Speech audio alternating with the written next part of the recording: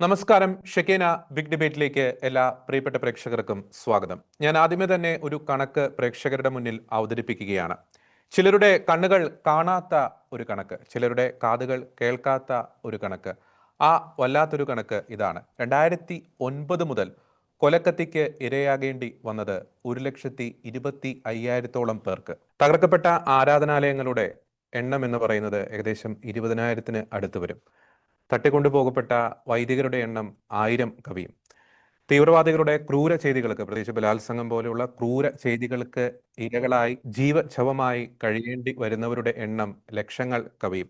ഞാൻ ഈ പറഞ്ഞ കണക്കുകൾ എന്ന് പറയുന്നത് ഏതെങ്കിലും ഒരു യുദ്ധഭൂമിയിലെ കണക്കുകളല്ല, മറിച്ച് ഇവർക്ക് മരണത്തിന് വിധേയരാകേണ്ടി വന്നത് ഏതെങ്കിലും രാജ്യത്തിന് നേരെ ഒരു അധിനിവേശ പ്രവർത്തികൾ നടത്തിയതിന്റെ പേരിലല്ല, അല്ലെങ്കിൽ ഭീകര പ്രവർത്തനം നടത്തിയതിന്റെ പേരിലല്ല. ഈ മരണപ്പെട്ട പതിനായിരങ്ങൾക്ക് ഐക്യദാർഢ്യവുമായി ആരും വരില്ല കേട്ടോ. കാരണം ഈ ഐക്യദാർഢ്യക്കാരുടെ കണ്ണിൽ ഇവർ ഒരു തെറ്റ് ചെയ്തിട്ടുണ്ട്: ക്രിസ്തുവിൽ വിശ്വസിച്ചു എന്നൊരു തെറ്റ്. ക്രിസ്തീയ വിശ്വാസം മരണം വരെ പുൽകി, അല്ലെങ്കിൽ അതിൽ അടിയുറച്ചു നിന്നു എന്നൊരു തെറ്റ്. ഇവർ ജനിച്ചതും മരിച്ചതും ഗാസയിലല്ല, നൈജീരിയയിലാണ് എന്ന ഒരു തെറ്റ്.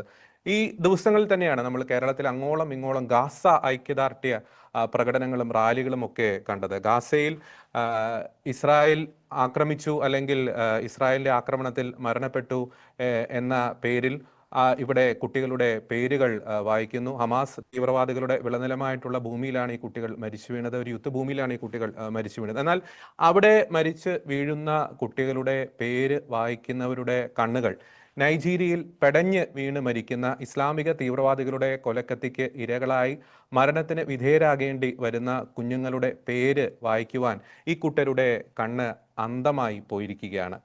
അവർക്ക് വേണ്ടി ശബ്ദിക്കുവാൻ ഇവരുടെ നാവ് പൊങ്ങത്തില്ല. കാരണം നമുക്ക് ഏവർക്കും അറിയാവുന്നതുപോലെ മതത്തിൻ്റെ അടിസ്ഥാനത്തിൽ മനുഷ്യാവകാശം പ്രഖ്യാപിക്കുന്ന, അല്ലെങ്കിൽ അത്തരത്തിലുള്ള ഐക്യദാർഢ്യ പ്രകടനങ്ങൾ പ്രകടിപ്പിക്കുന്ന ഒരു കെട്ടകാലത്താണ് നാം ഇന്ന് ജീവിക്കുന്നത്. തീർച്ചയായിട്ടും നൈജീരിയയിൽ മാത്രമല്ല, ലോകത്ത് ആകമാനം ക്രിസ്തീയ വിശ്വാസത്തിന് വേണ്ടി മരിക്കേണ്ടി വരുന്ന, രക്തസാക്ഷിത്വം വരിക്കേണ്ടി വരുന്ന ആയിരങ്ങൾക്ക്, പതിനായിരങ്ങൾക്ക് ഐക്യദാർഢ്യം അറിയിച്ചുകൊണ്ട്, അവരുടെ പാവന സ്മരണകൾക്ക് മുന്നിൽ ശിരസ് നമിച്ചുകൊണ്ട് ഇന്നത്തെ ഷെക്കേന ബിഗ് ഡിബേറ്റ് ആരംഭിക്കുകയാണ്.